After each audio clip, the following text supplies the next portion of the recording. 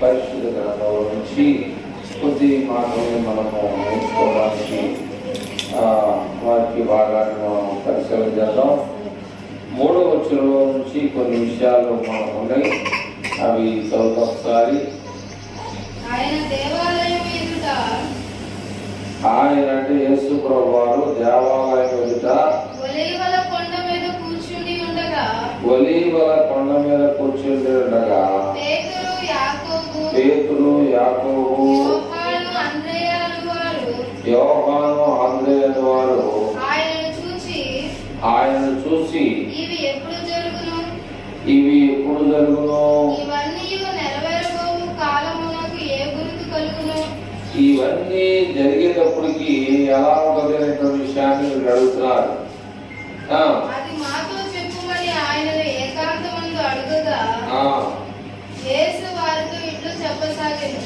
యేసు ప్రభువారు వారితో ఇలా చెప్పడానికి సిద్ధపడ్డాడు.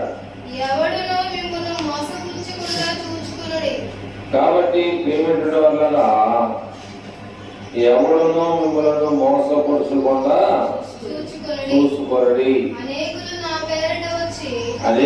నా పేరట వచ్చి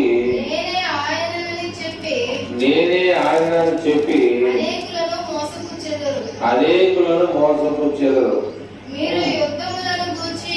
యుద్ధములను గూర్చి యుద్ధ సమాచారములను గూర్చి విన్నప్పుడు కలవరపడకుడి. ఇవి జరగవలసి ఉన్నవి గాని అంతము వెంటనే రాదు. అయితే ఇక్కడ ప్రియమైన వల్ల దేవుని వాక్యం చెప్పే విధానం ఏంటంటే, రాతి మీద రాతి కట్టబడి అని కూడా ఒక దినాన ఏమవుతుంది అన్నాడు, పోల్చబడి అన్నాడు. అయితే ఇక్కడ మరి ఆయనతో పోతున్నటువంటి శిష్యులు ఎవరెవరు ఉన్నారు ఇక్కడ? పేతురు, యోహాను, యాకోబు, అంద్రేయ వీళ్ళు ఉన్నారు. కాబట్టి వీళ్ళకి చెప్తుంటే వాళ్ళు కూడా తిరిగి అడుగుతా ఉన్నారు, ఏమని, ఈ ఎప్పుడు జరుగుతుంది, ఈ గురించి మాకు వివరించమని చెప్పేసి వారు అడుగుతున్నారు. అడిగినప్పుడు యేసు ప్రభు వారు ఏమన్నాడు?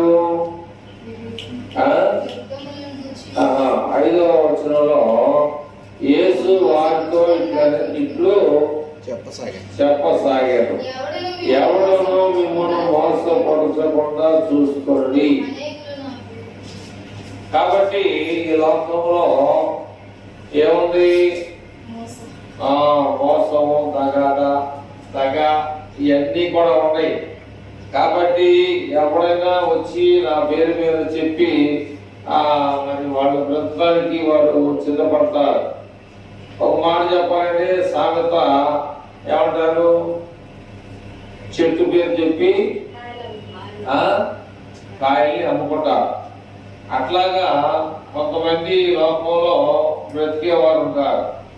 ఇక్కడ చాలా మంది కూడా ఈ లోకంలో ఒక మాట చెప్పాలంటే కూడా యేసు ప్రభువారి పేరు చెప్పి కూడా చాలా మంది మోసపోయేవారు ఉన్నారు. అది మనం చాలా జాగ్రత్తగా చూసుకోవాల్సినటువంటి బాధ్యత మనందరి మీద ఉంది. కాబట్టి ఇక్కడ ఏమన్నాడు తెలుసా? 5వ వచనంలో ఏమన్నాడు? ఎవడనో యేసు వాక్యాలను చెప్పసాగారు, ఎవడనో మిమ్మల్ని మోసపరచకుండా చూసుకోండి. అనేక మంది నా పేరుతో వస్తారంటారు. 11-12 గంటల టైంలో వస్తారంటారు. ఇక్కడ యేసు ప్రభువు చెప్పేది ఏంటంటే, ఎవడును మిమ్మును మోసపరచకుండా చూసుకోండి అని కళాఖండిగా చెప్తున్నాడు. అదేదా? కాబట్టి ఎప్పుడు ఈ లోకంలోకి అనేక మంది వస్తూ ఉంటారు, కానీ ఎక్కువ శాతం ఏం జరుగుతుంది? మోసాలు జరుగుతూ ఉంటాయి. కానీ ఆ మోసం జరగకుండా మనం చూసుకోవాలంటే మనం ఏం చేయాలి? దేవుని యొక్క జ్ఞానాన్ని మనం సంపాదించుకోవాలి. దేవుని జ్ఞానం మనలో ఉన్నందుకో అలాంటి మోసగాలు మన దగ్గర రాని దేవుడు. ఎందుకని దేవుని ఆత్మ మన దగ్గర ఉంది కనుక ఏంటి, దేవుని ఆత్మ మన దగ్గర ఉంది కనుక మనం మోసపోం. దేవుని ఆత్మ శడ్రకు మెషకు అభ్యర్థుల మీద ఉంది కనుక వాళ్ళు కాలిపోలేదు. దేవుని ఆత్మ దానియేలు మీద ఉంది కనుక సింహాలు గోలో పడేసినా కూడా ఆయన సింహాలు తెలియలేదు. అంటే ఈ చెప్పిన చెప్తున్నాడంటే మనకు కావాలి. దేవుని ఆత్మ యోనా మీద ఉండడం ద్వారా, దేవుని ఆత్మ యోనా మీద జాగ్రత్తగా యోనా మీద ఉండడం ద్వారా నా వల్లనే ఈ యొక్క తుఫాను మీ మీదకి వచ్చింది, నేనే దీనికి కారకుని, నేనే ఈ యొక్క కీడికి నేనే కారకుని అని చెప్తున్నాడు. మరి ఏం చేయాలి? నువ్వు ఈ కీడు ఎందుకు పెట్టావురా బాబు, మేము చచ్చిపోతున్నావు, నువ్వు బాగా ఉన్నావు అని చెప్పేది అంటే ఆయన నిజాన్ని పలుకుతున్నాడు. దేవుని యొక్క సేవకుడుగా ప్రవక్తగా ఆయన నిజాన్ని పలికినటువంటి మాట ఏంటంటే, నన్ను బట్టి ఈ తుఫాను మీ మీదకి వచ్చింది, నా ద్వారానే ఈ కీడు మిమ్మల్ని పట్టుకొని పీడిస్తుంది అని చెప్పినప్పుడు మరి ఏం చేయాలంటే నన్ను ఎత్తు సముద్రంలో పడేయనన్నాడు.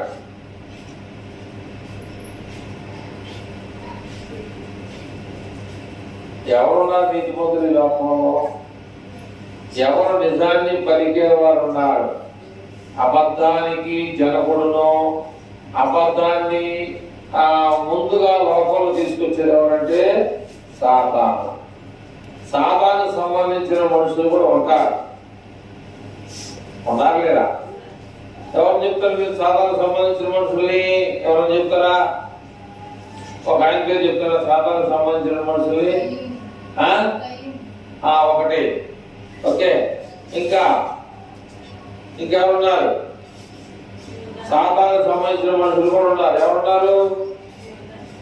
ఆ ఇస్కరియోతు యోధ ఉన్నాడు. డబ్బులు 30 వెండినాడంటే ఏంటి మాట్లాడుకోమండి? అందరికన్నా నేను ఈ 12 మంది కన్నా గొప్ప అయిపోవాలనుకున్నా, అడ్రస్ లేకుండా వెళ్ళిపోయాడు. కానీ ధనం కావాలి. ధనం అనగా మనందరూ తెలుసు డబ్బు. డబ్బు కావాలి, కానీ డబ్బు మీద వ్యామోహం ఉండకూడదు. వ్యామోహం అంటే డబ్బులు పెట్టొచ్చాను, నేను పెళ్లికి వెళ్ళి అని చెప్పేసి నువ్వు పెళ్లికి వెళ్ళినప్పుడు నీ మైండ్ అక్కడ ఉండకూడదు. ఉంటే ఉంటాయి, పోతే పోతాయి. నాయ అనుకుంటే నాకు వస్తాయి, నాయ కాకుంటే పోతాయి అనేటువంటి ఆ దేవుని యొక్క నియమం. నియమం అంటే ఏంటి? నియమం అంటే ఏంటి?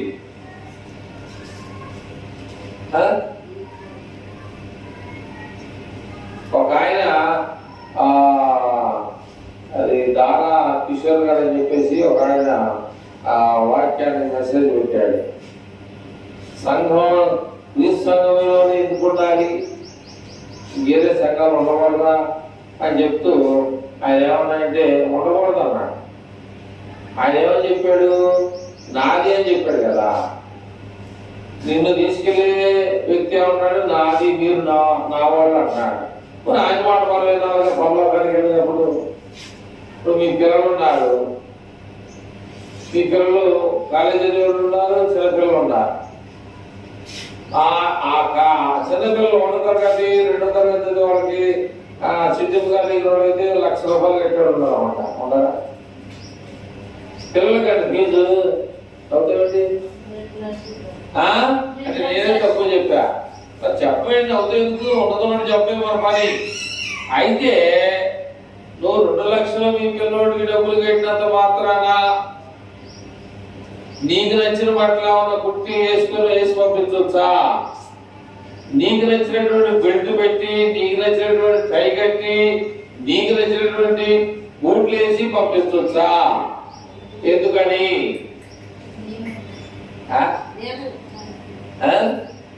ఆ స్కూల్ యొక్క నేమ్ అన్నమాట.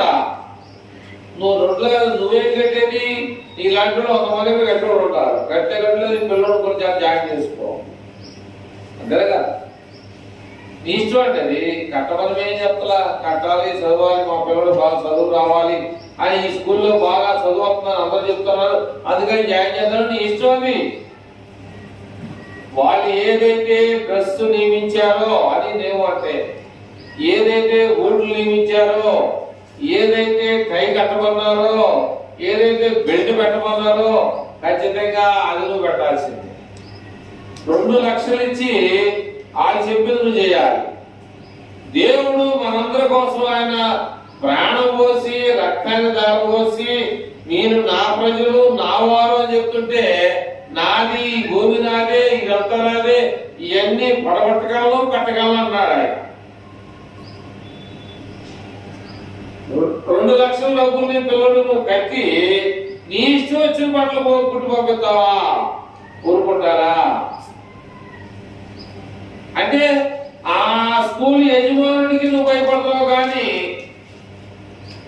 ఈ సృష్టించినటువంటి సృష్టికర్త అనేటువంటి దేవునికి నీ మైండ్ను అక్కడ చుట్లా. దేవుడు అదే అంటాడు, మోసపోకుడి. మీరే మోసపోతున్నారు, దేవుడు మాత్రం వెక్కిరింపబడడు. నువ్వేం విత్తుతావో ఆ పంటే కోస్తావు.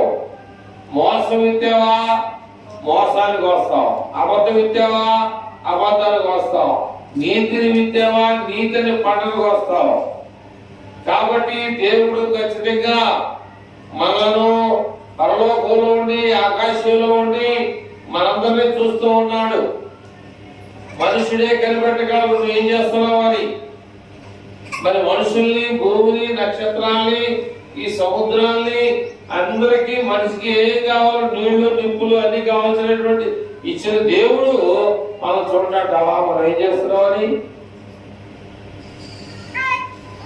కనుక ఇక్కడ ఎందుకు ఈ విషయాన్ని చెప్తా ఉన్నాయంటే 5వ వచనంలో ఎవడును మిమ్మును మోసపుచ్చకుండా చూసుకోండి. దేవుడు మీరు నా సొత్తైన ప్రజలు అన్నాడు. నేను కొన్నటువంటి ప్రజలు అన్నారు. నేను కాదు పోతాయి, నేనేం చెప్తలా, నేను ఆయన గురించి చెప్తున్నా. నేను ఆయన గురించి నేను చెప్తున్నా. ఆయన గురించి ఎలా అనుకుంటే ఏమొచ్చు లేకలేదు. నేను కూడా మీకు లాంటి ఎన్నోసార్లు చెప్తా ఉన్నా.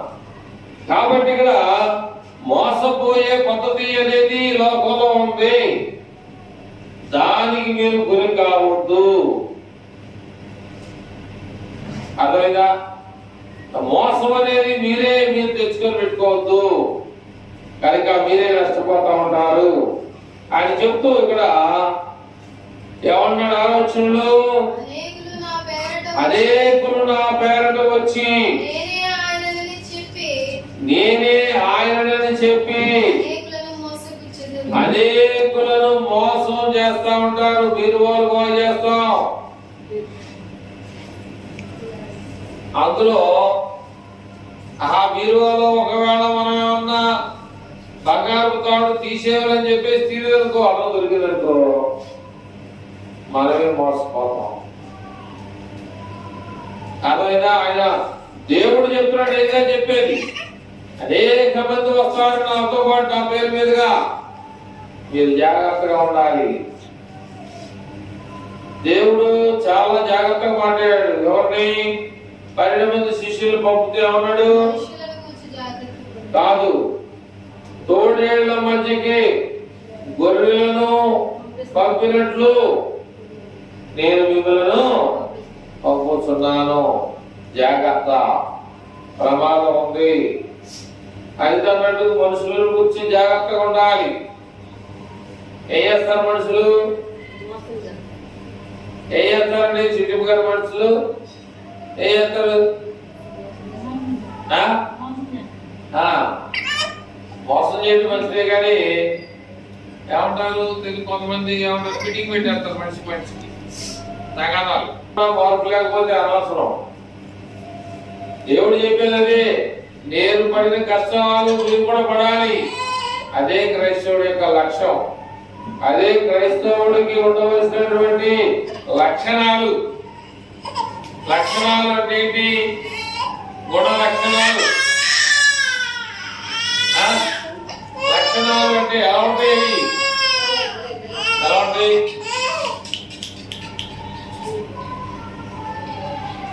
గలతీయులు రాసిన పత్రికలో ఉంటాయి కదా.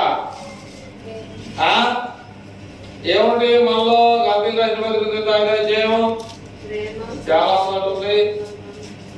అయ్యా ఉండే మన దగ్గర ఉండే లేవా?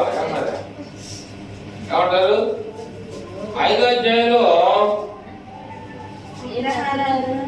శరీర కార్యాలు 19, 18, 19 19 శరీర కార్యములు స్పష్టమైన. స్పష్టం అంటే బైబిల్లో నొక్కి ఒత్తు పెట్టి చెప్పాడు. శరీర కార్యాలు 19వ వచనంలో 5:19 శరీర కార్యాలు ఎలా ఉంటే స్పష్టంగా అంటే తప్పులు ఎక్కడ ఉన్నాయి కదా. అంతేగా స్పష్టంగా అంటే ఏంటి? కళ్ళు బాగా కనపడితేనే బాగా స్పష్టంగా కనపడుతున్నాయి. కనపడకపోతే మసుకొచ్చిందండి. ఇక రాసేదేమని? శరీర కార్యములు చదవాలి. స్వస్థమైనవి. అవి ఏంటి? జానత్వము, అపవిత్రత, కాముకత్వము,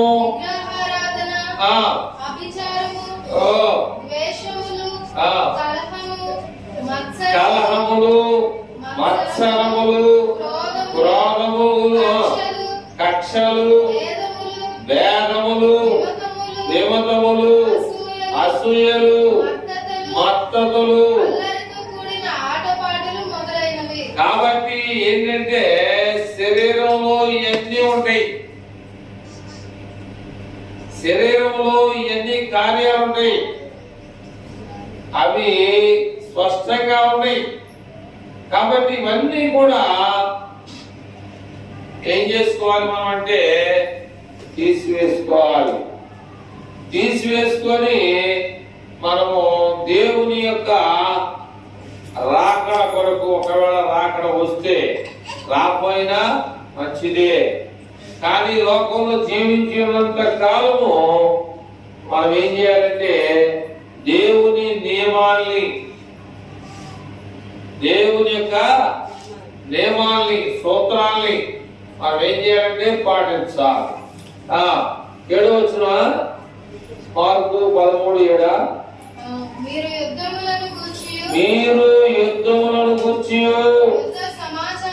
యుద్ధ సమాచారములను గూర్చి వినినప్పుడు కలవరపడాల్సిన అవసరం లేదు. ఇవి జరగవలసి ఉన్నవి కానీ అంతము అనేది వెంటనే రాదు. కాబట్టి అన్ని కూడా ఒక మాట చెప్పాలంటే ఇక్కడ చాలా పరిస్థితి. జనం మీదకి జనమును, రాజ్యం మీదకి రాజ్యమును లేచును. అక్కడక్కడ భూకంపములను కలుగును, కరువులు వచ్చును. ఇవే వేదనలకు ప్రారంభం.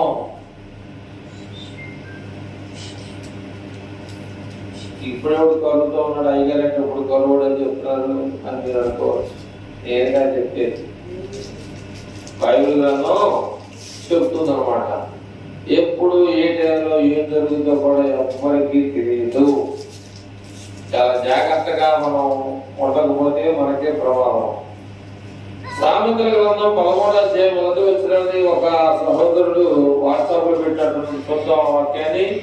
సామెతల గ్రంథం 13వ అధ్యాయం 1వ వచనంలో ఉన్నటువంటి విషయాన్ని మనం చూద్దాం. సామెతల గ్రంథం 13వ అధ్యాయం 1వ వచనంలో తండ్రి శిక్షించిన కుమారుడు జ్ఞానము గలవాడగును, అపహాసపు గర్జింపునకు లోబడడు. నోటి ఫలము చేత మనుషుడు మేలు అనుభవించును శిక్షించును. ఆ, విశ్వాసఘాతకులు బలాత్కారము చేత నశించుదురు. అక్కడ చాలు. నోటి ఫలం ఉంది శివా. నోటి ఫలం అంటే ఏంటి? ఫలము అనే అర్థం ఏంటి? ఫలం అంటే ఫలము అనే మాట అర్థం ఏంటి? ఫలము అనగా పండ్లు. నువ్వు దాట దగ్గరికి పోతే మంచి యాపిల్లో, దానికాయలో రకరకాలైనటువంటి రక్తం పట్టేటువంటి ఆ యొక్క ఫలాలు తినమని చెప్తారు. అంటే అక్కడ అర్థం ఏంటంటే నోటి ద్వారా వచ్చేటువంటి ఫలము అనగా అది కూడా ఆశీర్వాదం. మళ్ళీ నోటి ఫలము చేత మనుష్యుడు మేలును అనుభవించును.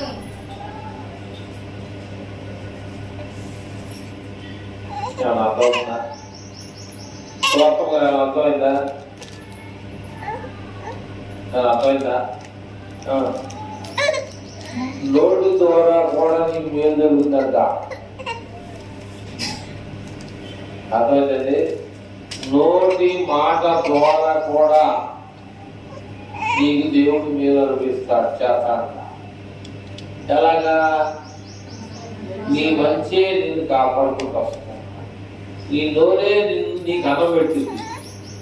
నీ నోరే నిన్ను ఆస్తికి కష్టగా చేస్తుంది. కాబట్టి మళ్ళీ ఒకసారి ఫస్ట్ ఉండేవాడు. తండ్రి శిక్షించిన కుమారుడు జ్ఞానము గలవాడు. కాబట్టి మన పిల్లలు ఎందుకని గర్దిస్తున్నామంటే వాడు మనకన్నా జ్ఞానవంతుడు కావాలని. వాళ్ళ నాన్న మీద ఆ పిల్లోడు చాలా మంచి జ్ఞానవంతుడు అధికంగా మరి ఆ కడుపు నుండి అడుగుంటే తెలియదు కానీ అనేవాళ్ళని ఎన్నాం. కానీ తండ్రికి మించినటువంటి కుమారుడు అనిపించుకోవడం ఎంత గొప్ప విషయం అనేది ఆలోచించారు. అయితే తండ్రి శిక్షించిన తర్వాత అతను ఏమవుతున్నాడు? జ్ఞానం కలిగిన వాడు అవుతున్నాడు. అంటే అతను కానీ ఏం చేసినా కానీ ఊరుకుంటున్నాడు అనుకో, ఏమవుతాడు? ఈ లోక ఆచారాల్ని, ఆలోచనల్ని మొత్తం కూడా అన్ని ఏం చేసుకుంటాడంటే అన్వాయించుకుంటాడు. ఈ లోకంలో ఉన్న విషయాలని కూడా దానిలో సంపాదించుకొని ఏం చేస్తాడు? తండ్రికి ఇద్దరు కొడుకులు ఉంటే మన బైబిల్లో నేర్చుకునేటువంటి విషయం ఏంటంటే నా ఆస్తి నాకు ఇచ్చేమన్నాడు చిన్నవాడు.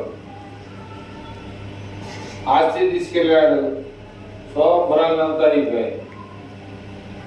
ఎన్నో దాకా వచ్చిందో నాకు తెలియదు. అంతా అయిపోయిన తర్వాత ఆకలి అవుతుంది, అన్నం పెట్టోడు లేడు. ఏంటి పరిస్థితి? ఆయన మనసు ఏమనిపిస్తుందంటే ఆయన ఉండేటువంటి ప్రాంతంలో పందులు పొట్టు వేస్తున్నాయి. ఏం చేస్తున్నాయండి? బైబిల్లో ఉన్న విషయం చూడటానికి గ్రహించాలి. పందులు ఏం చేస్తాయంటే పొట్టు వేస్తా ఉంటే అతని యొక్క ఆకలి ఎంత ఆకలి అయితే ఆ మాట మాట్లాడుతున్నాడో మనం ఆలోచించాలి. ఆ పందులు యజమానుడి దగ్గర కాపలా ఉంటాడు. ఎక్కడ? పందులు యజమానుడు అంటే పందులకి అధికారి ఆయన దగ్గర కాపలా ఉండి ఏం చేస్తారంటే అతను కూడా అన్నం పెట్టాడు లేదు మనకు తెలియదు. ఆయన ఆ పొట్టు తిని నేను నా కడుపు నింపుకోవాలనేటువంటి ఆలోచన ఆయనలోకి కలిగిందంటే ఎంత ఆ ఇబ్బందుల్లో శోభం ఉన్నాడో మీరు ఆలోచన చేయండి. అయితే ఆయన మనసు మార్చుకున్నాడు, మార్పు చెందాడు. మనసు మార్చుకునే చెప్తానే నా తండ్రి దగ్గర 300 మంది కూలి వాళ్ళు పనిచేస్తాం. మా తండ్రి దగ్గర చాలా మంది కూలీలు ఉన్నారు. ఆ కూలి వాళ్ళలో నేను ఒకటిగా ఎలా కానీ వారసత్వం ఏమైంది? పోయింది. ఆస్తి వచ్చేసేగా ఆస్తి అంతా కూడా మొత్తం పోయింది. ఏమి లేదు. నాకంటూ అక్కడ ఆస్తి లేదు. కానీ కూలి వాళ్ళలో ఒకటిగా నేను పనికి ఒప్పందం చేసుకోవాలని చెప్పేసి అన్నప్పుడు మరి తండ్రి తన కుమారుడు వస్తున్నాడని చెప్పిన సంగతి తెలిసి ఏం జరిగిందో మీకు ఎవరికైనా తెలుసా? అక్కడ సిచ్యువేషన్ ఏం జరిగింది? అతనికి కొత్త బట్టలు, కొత్త చెప్పులు, వాయిద్యగాళ్ళని అనేక మందికి మరి భోజనాన్ని ఏర్పాటు చేసి ఆ నా కుమారుడు తప్పిపోయి మరలా నా దగ్గరికి వచ్చాడని చెప్పేసి జవానంతా తెలియాలని చెప్పేసి ఊరంతా సందర్శనం చేసినాడు. ఇంకా ఆ తండ్రి ఎంతగానో ఆయన మెడ మీద పడి ముద్దు పెట్టుకొని ఎన్నో సంవత్సరాలు అవుతున్నాడు పోయి మరలా వచ్చిందో నా గొప్ప విషయం అని చెప్పేసి అక్కడ పెద్ద కొడుకు అంటున్నాడు, నానా నాకు ఎప్పుడైనా ఇలాంటి కార్యక్రమాలు కూడా చేసావని చెప్పేసాను. ఆ ఏమనండి ఉన్నాయని నీయే కదా అన్నాడు. అట్లాగే దేవుని యొక్క ప్రేమను మనం ఏం చేయాలంటే సంపాదించుకోవాలి. ఎలాగండి దేవుని యొక్క ప్రేమను సంపాదించుకోవాలి. ఎక్కడ దేవుల్లో సంపాదించుకోవాలి. మనుషుల్లో సంపాదించుకుంటే మనుషులు కొంతకాలం మన మీద ప్రేమ చూపించవచ్చు, తర్వాత చూపించకపోవచ్చు. అట్లాగే కష్టపడ్డా నేనే కట్టించుకున్నాను అనుకోవడం అనేది తప్పు. దేవుడు మనల్ని ఏం చేయాలంటే ఎవరి ద్వారా అయినా మనల్ని అభివృద్ధి చేయాలి. అప్పుడు మనం ఏమవుతామంటే అభివృద్ధిలోకి వస్తాం. కనుక ప్రియమైన వల్ల దేవుని యొక్క విషయాలు ఇలాంటి మనందరం కూడా ఇక్కడ మీకు పదే పదే చెప్పేదంటే ఎవడును మిమ్మును మోసపరచకుండా చూసుకోండి. అయితే ఇక్కడ ఏమన్నాడు, ఎందుకు చూడలో జనం మీదకి జనము, రాజ్యం మీదకి రాజ్యము, రాజ్యం మీదకి రాజ్యం లేచును, అక్కడక్కడ భూకంపములు కలుగును, కరువులు వచ్చును. ఇవి వేదనలకి మనం ఏమవుతాయంటే కారణం అనేటువంటి విషయాలు చెప్తా ఉన్నాడు. కనుక ప్రియమైనటువంటి వల్ల ఈ రోజు మనం నేర్చుకునేటువంటి విషయం ఏంటంటే మనం ఎవరు కూడా మోసపోకూడదు. ఎవరు కూడా ఏం చేయకూడదు, మోసపోకూడదు, మోసపరచబడకూడదు. రెండోది దేవుని యొక్క నియమాలు, ఆయన యొక్క గుణ లక్షణాలని మనం ఏం కలిగి ఉండాలి, ఆచరణలోనికి తెచ్చుకోవాలి. చంపుతా ఉన్నా కూడా ఆయన నోరు తెరవాల. మరి అంతటి స్వభావం మనలోకి ఏమైనా వస్తుందా రాదంటే రావడానికి ప్రయత్నం చేద్దాం. సొలొమోను ఏమంటున్నాడు అక్కడ, నోటి పెదవుల వలన మీకు ఫలములు వస్తాయి అన్నాడు. కాబట్టి మన నోరే మనల్ని ఏం చేస్తుంది, లోకంలో మంచి వాళ్ళగా పేరు సంపాదించింది అనే విషయాన్ని మనం గుర్తుపెట్టుకొని ఆ ప్రకారంగా దేవుని యొక్క వాక్యంలోనికి ముందుకు కొనసాగాలని ప్రభుపేట మీకు ఈ విషయాన్ని తెలియజేస్తూ దేవుని మాటలో ముగిస్తా ఉన్నాను. కళ్ళు మూసుకొని రొట్టి కార్యక్రమంలో మనం పాల్గొందాం. కళ్ళు మూసుకొని ప్రార్థన చేసుకుందాం.